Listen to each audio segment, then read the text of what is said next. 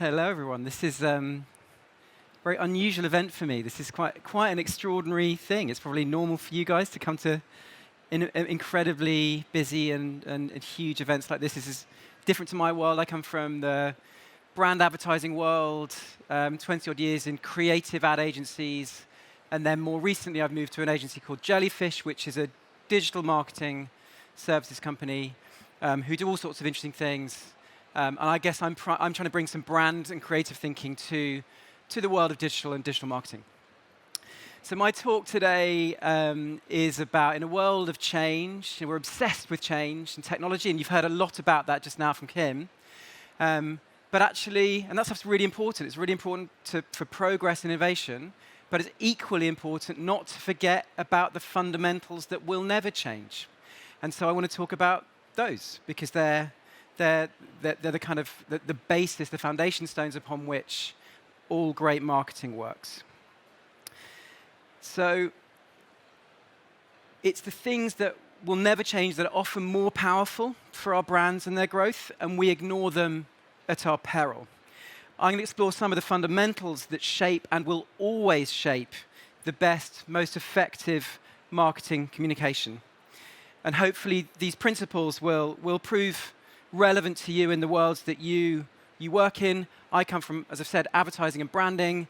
There's clearly tons of branding going on today, really interesting stuff from all these different nation brands. It's a subset of that world that I'm not familiar with, but I do think there'll be relevance to you.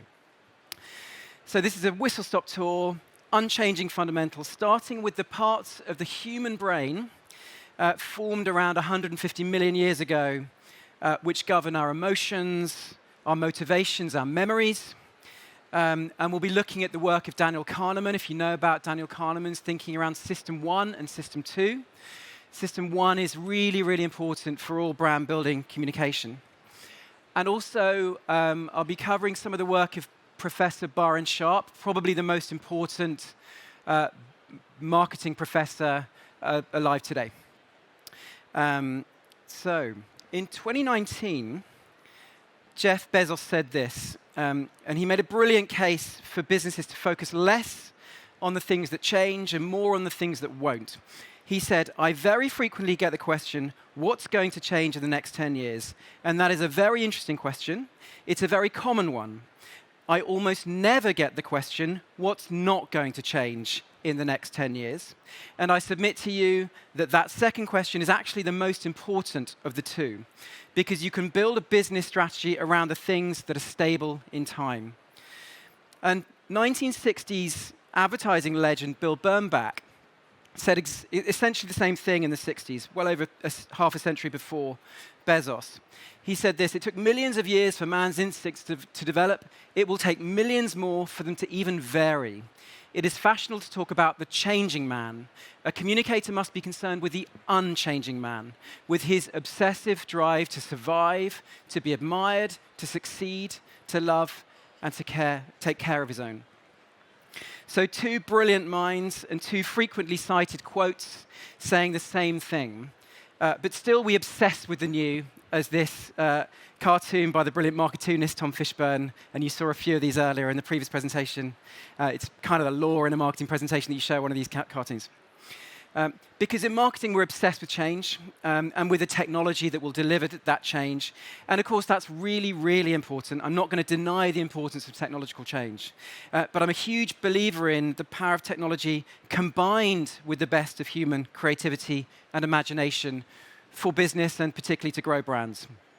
I think it may actually be because we're in the business of growth, of changing businesses, that we confuse the end with the means, and we believe it means we should only use new and changing technologies to achieve that change and growth. But I think we're wrong. So for today, let's ask ourselves this: what are the unchanging fundamentals of marketing communication that will always be true, regardless of the technologies we use to exploit them? So I'm going to share 7 key things. But first, let's talk about the most important part of this unchanging man or unchanging human that shapes those fundamentals. And that is the human brain. and more specifically, the brain's limbic system, which is now something like 150 million years old. It's shared with our mammalian ancestors and modern reptiles. It's involved with our primitive physical and emotional drivers, with pleasure and pain, things like thirst, hunger, sexuality. It's the center of our motivation, memory, emotions, and governs all of our decision-making processes. If this bit doesn't work, you can't make a decision. You become almost unable to make decisions. And without oversimplifying things too much, when some kind of external stimulus is received that's strong enough, a signal will be sent to the central nervous system. The brain cross-references this message with information already stored in the brain to determine the appropriate behavioral response. And the cells that fire together wire together. This is an old neuroscience saying that means the more you receive a particular stimulus, the stronger the memories stored in your synapses become.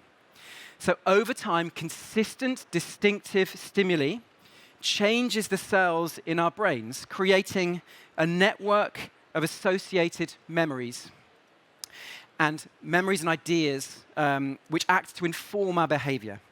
And Daniel Kahneman called these the associative memory.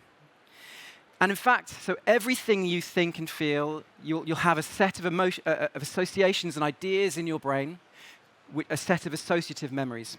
And in fact, a strong brand is essentially the same thing. It's really an actual physical thing in our brain, an associative network of memories and ideas. Think of any brand you know and love.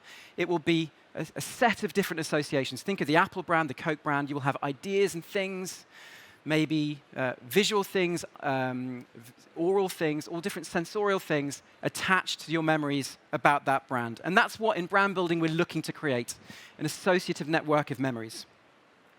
And the work of Daniel Kahneman also outlined the two systems of thinking that then govern our behavior and decision-making in relation to these stimuli that we receive. System 2 and System 1. And human decision-making is determined by these two systems. System 1 is quick, intuitive, automatic, lazy, effortless. This system governs the vast majority of the decisions and our behaviors that we do. System 2 is slower, more deliberative, more conscious, more effortful. It uses a lot of glucose, and that's why we don't like to do it. Humans are miserly. We don't like to use energy, and so we default to System 1 as much as we can, and we only use System 2 if we really, really have to, which is thinking, thought, rational consideration of a brand or any object or thing. So System 1 is responsible for our decision-making. Instinctive System 1 processes govern our buying behavior. So although many of us think we are thinking creatures that feel, we are actually feeling creatures that think. We're feeling first, thinking second, because feeling is much easier. It's much less requiring of glucose and energy, which is a very precious resource. So here's a fun little exercise, although I probably won't be able to hear your answers. Which brain scan shows someone choosing their favorite brand? Which do you think? Right one. Did people say the left? Who said left? Most people tend to say left. You got it right. So people in marketing have this self-centered belief that our brains light up with brand love when we choose brands. That's nonsense. It's not true. The scan on the right is the one that is somebody choosing their favorite brand, because brand choice is about effortless, instinctive, automatic, no-brainer. You want your brand to be a no-brainer. You want it to stand out in the crowd here and just be an automatic choice. It's not something people are going to be thinking about a lot, because brains are miserly. They use up a lot of glucose, and we don't want to do that. So if you hear people talking about brand love, they are talking a load of old nonsense, actually. There's a book called Love Marks, which coined the idea of brand love, and it's fiction. So remove that from your bookshelf if you've got it on there. So we need to make our brands no-brainers. Ultimately, people buy products and services to meet their functional and emotional needs, and brands need to become easy, automatic, instinctive shortcuts to those goals. This is a useful wheel of emotional needs, emotional and functional needs that I've borrowed from a guy called Phil Barden, who's a brilliant marketing guy. And it shows the core human needs that brands need to enable for us and our buyers. So brands help us have something like security or a loving family, do something like thrill-seeking behaviors, or be or become something admired or respected. And so and you can see it out here, a lot of these brands these are promising something, and you need to promise something that is relevant to people, that is going to trigger their motivational needs. And the stronger the association between your brand and the consumer's goals in that category, the higher the perceived value your brand will have. So overall, what we know from our unchanging human brain is that you need to create powerful stimuli, evoke an emotional reaction, build consistent associations, create mental networks, target consumer goals and motivations. And ultimately, all of those things will help your brand become an instinctive, easy choice. Easy to say, but how are we going to do this? So I'm going to go through 7 core principles of effective communication. And they are these: reach, attention, creativity, distinctiveness, consistency, emotion, motivation. I don't expect you to remember those all in one. I'll go through them one by one with some key bits of data and examples, bringing them to life. Reach is absolutely fundamental. It's kind of, if marketing has a law of gravity, it's this one. And it's that brands grow by growing their customer base, growing penetration within their customer base, not by growing frequency or loyalty. Big brands have more customers, they have slightly more frequency and loyalty, but the big driver of brand growth is the number of customers you have. So you need to be prioritizing reaching new customers, obviously service and keep happy your existing customers, but loyalty and frequency are a function of your scale, the number of customers you have. And from category to category, this has proved true, that all brands grow through new customers. So what you want to be doing is getting people from 0 purchases to 1. That's the primary thing, the primary goal of marketing and advertising communication, is to get them in a given buying cycle to buy it once, not to get them from 21 purchases to 22. That's a fool's errand. That will come anyway. So the first fundamental is that it's reach people, and it's really important because of that rule to remember that your brand's health depends on loads of people who don't know you well, don't think of you much, don't buy you often at all. Your brand's health is predicated on a load of people who don't really care about you and reaching those people, not on really satisfying very, very loyal customers. So what that means is we have to step outside of our marketing bubbles. We have to realize that most people don't care about our brands. We care. We have to care. We have to care a lot because it's our job. And we have to care so that we create great things in our marketing. But our customers do not care. They never think about our brands. They spend so little time thinking about our brands, it's unreal. It's our life to care about that, but not our customers. They're not thinking about us at all. So number 1, reach. Number 2, attention. And you can see it out there. The clutter that's out there, this is a kind of random image of just the stuff that people are getting fed all the time. You hear these stats around like 15,000 advertising messages a day. I don't know, this number changes a lot, but we all know that we're being bombarded with stuff. It's not a new thing. Painting from 1835, ad hoardings up everywhere. Painting from 1874, a railway station, a modern advertising railway station. Where there are eyeballs, there will be advertising clutter. And it is our job to cut through that clutter, get attention through that clutter, and get attention, particularly from people who just don't give a shit about us. So we've got to work really hard with our creativity to do that. This was an example, sorry for the profanity here, or the slight profanity.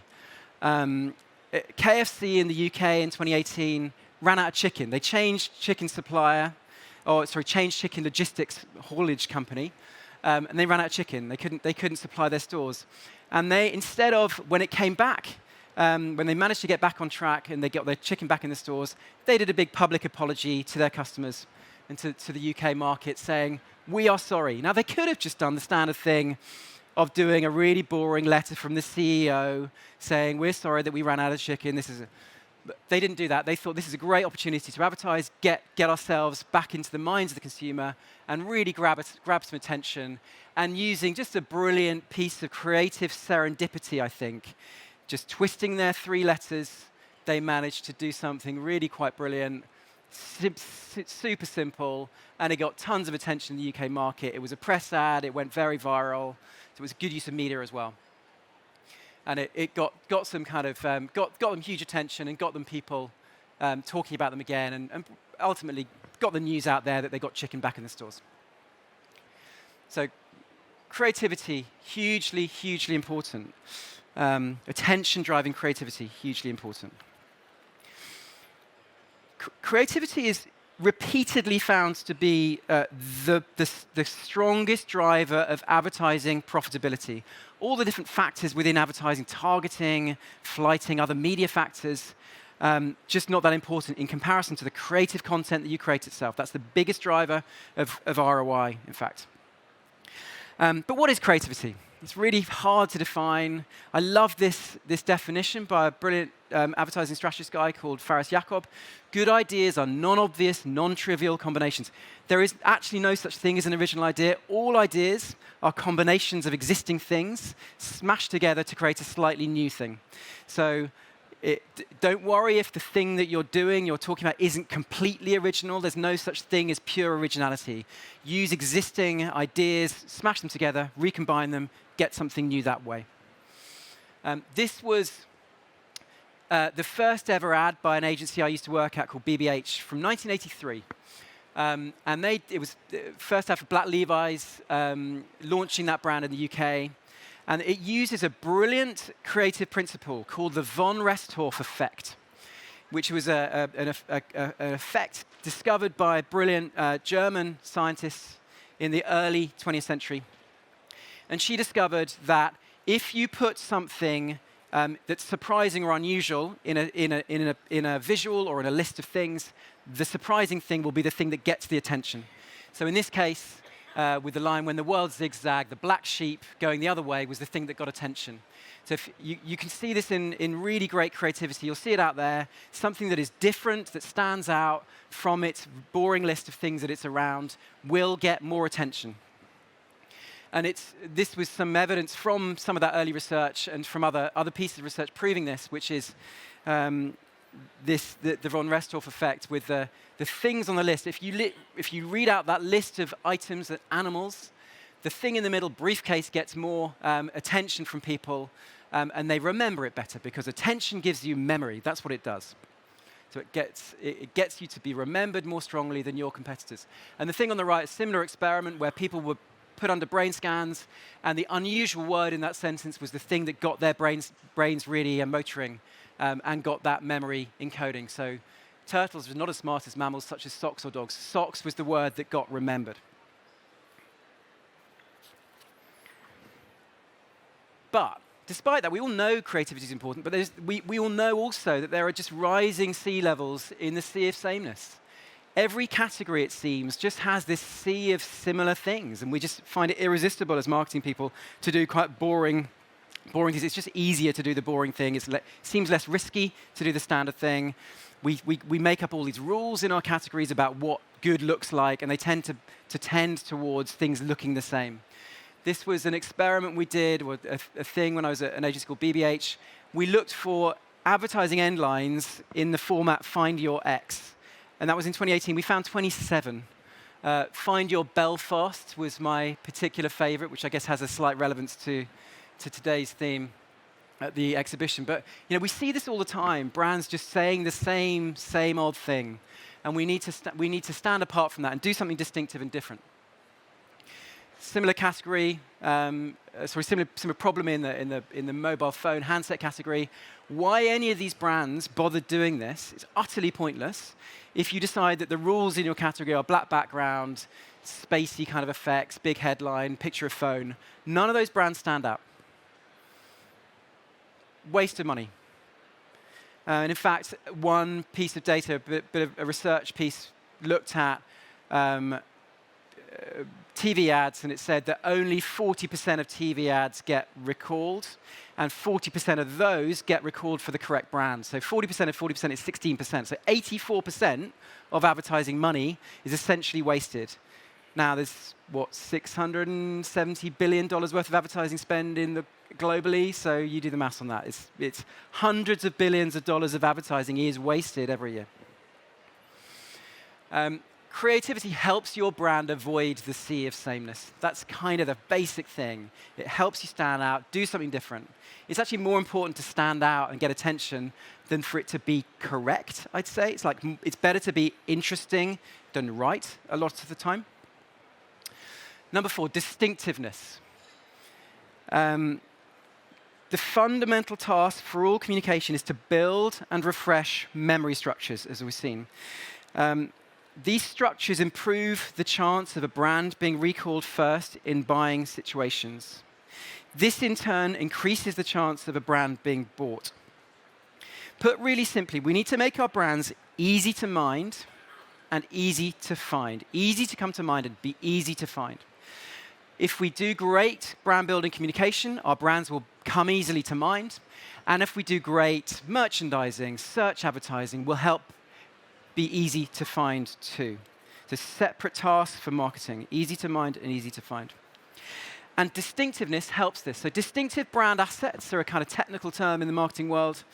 And these help create the memory structures that are the frame of reference stored in the brain that helps brands come to mind first and be chosen. Having a strong set of distinctive brand assets results in a brand looking like itself. Too often we think of branding meaning the logo or the product image, when really it means, does this communication look like your brand? Brilliant example, Coke. In fact, one of the most amazing creative briefs ever written was by Coke when they invented their iconic bottle.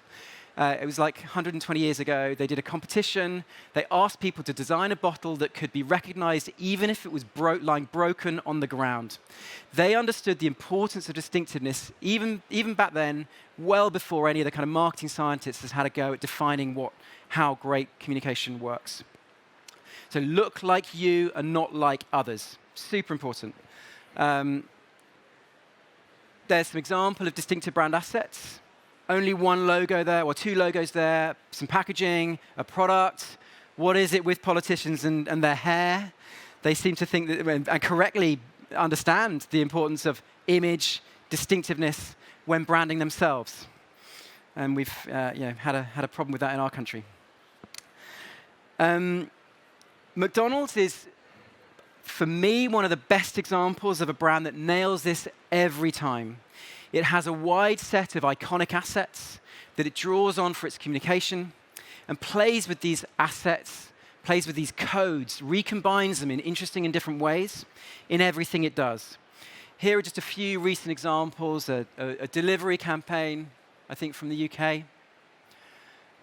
Really, really cool announcement that they were back post-COVID.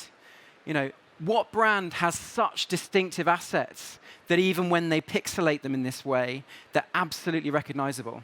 In fact, there's one test you can do. If a brand is really, really recognizable, you can squint and you can still recognize who it's from. That's a very, very powerful test of whether a brand is recognizably itself. Is it distinctive? And McDonald's are just the masters of this, I think. Similar example, just using words this time. If you're a McDonald's fan like me, you know instantly. You don't even have to read the list. You know what those products are. So very, very clever use of words and visuals and graphic design to remind you of their iconic products.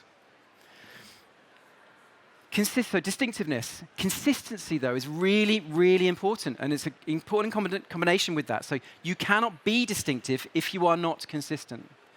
Remember the associative network of memories. Remember the stimuli that you need that has to be consistently drummed home to build those synapses, to get those memory networks building. You cannot be distinctive if you are not consistent. Again, Byron Sharp, super important marketing professor.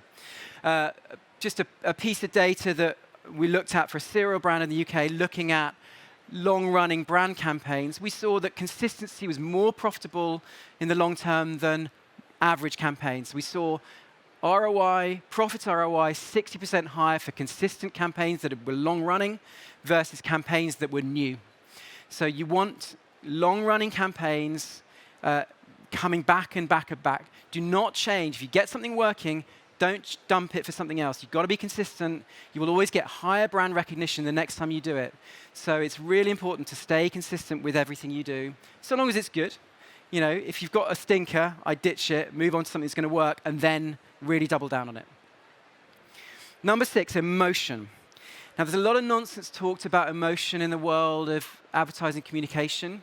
I think often when it comes to advertising, people think it has to mean emotive narrative storytelling in long-form video or film. And in the UK, we have Christmas ads, which tend to be 60 seconds, very emotional, make you laugh, make you cry. It can mean that. It doesn't have to. In the US, Super Bowl ads can be really funny. It can mean that too. It can be hilarious. Advertising is absolutely about emotional impact.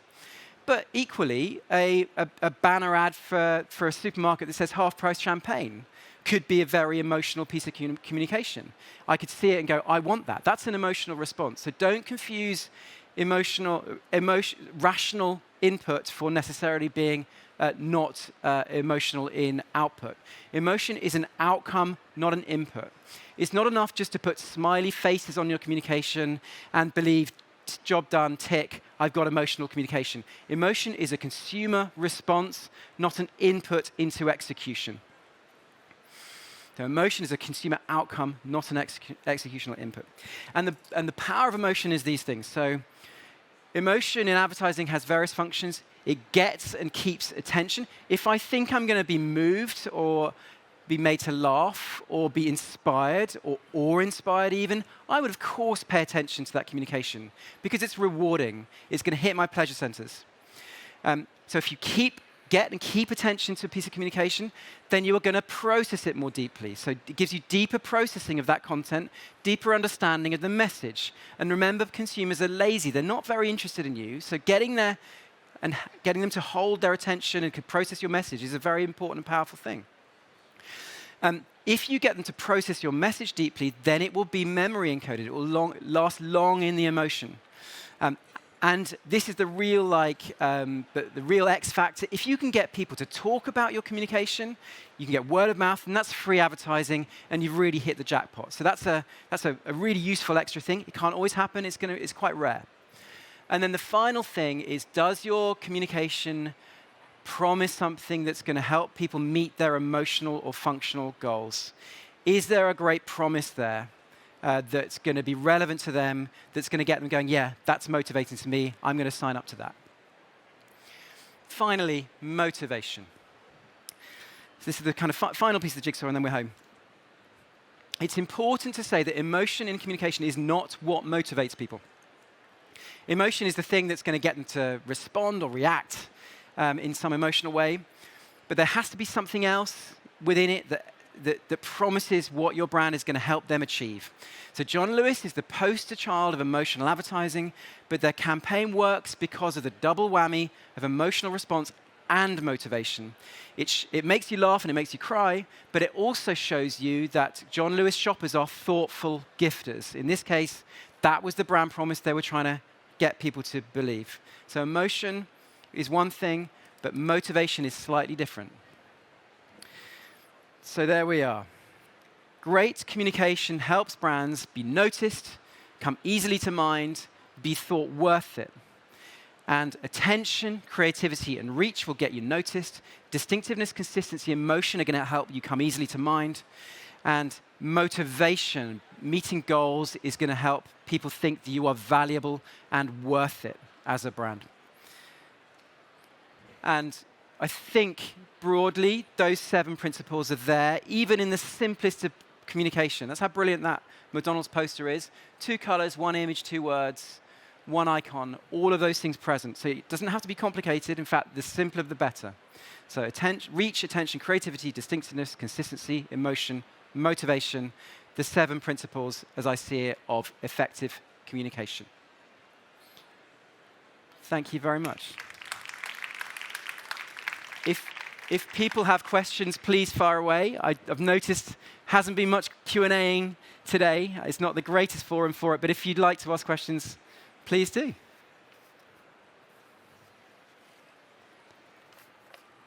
Hi.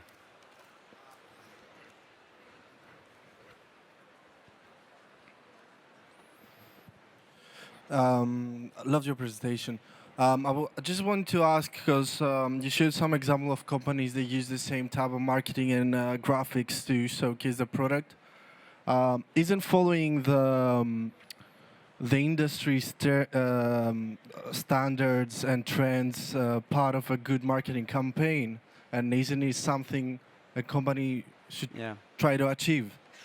Are you saying, is it important to follow the trends in your category? Yeah, precisely. It's really, really hard question because you need to cue the category, you need to suggest the category so that people instantly know whether it's a relevant category to the one that they want to buy in. But you very quickly also need to give them something new and fresh. So I think it's a balance. So in any given campaign or execution or piece of communication, you need to decide as a marketer what you're going to keep from the category and what rules you're going to break. I'd argue it's probably 50-50. Like some category cues, like if McDonald's never showed a burger, I think there would be a problem. And in fact, when having worked on that brand, when you show a burger in a piece of advertising, people pretty much go, oh, that's McDonald's. They know who it is.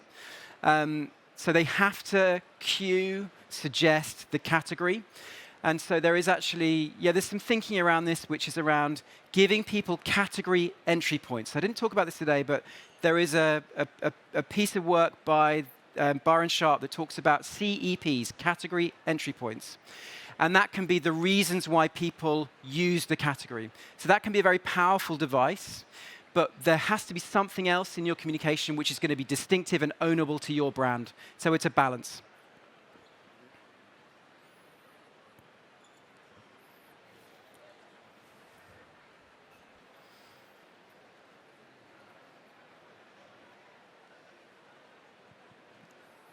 Thank you for the insightful presentation. You mentioned about the fans or the followers. There's people like Tim Ferriss, Seth Godin, that talk about developing 100 loyal fans.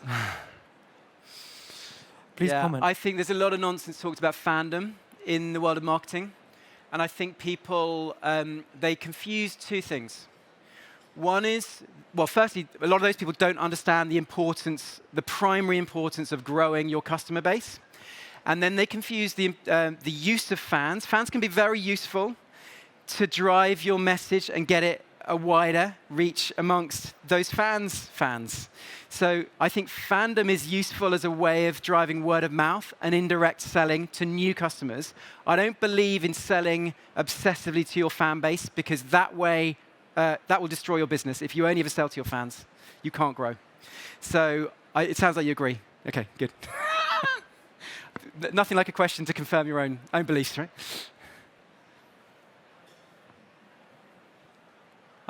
Anyone else? I think we're done. Thank you very much. I enjoyed that a lot. I don't know if you did. Okay.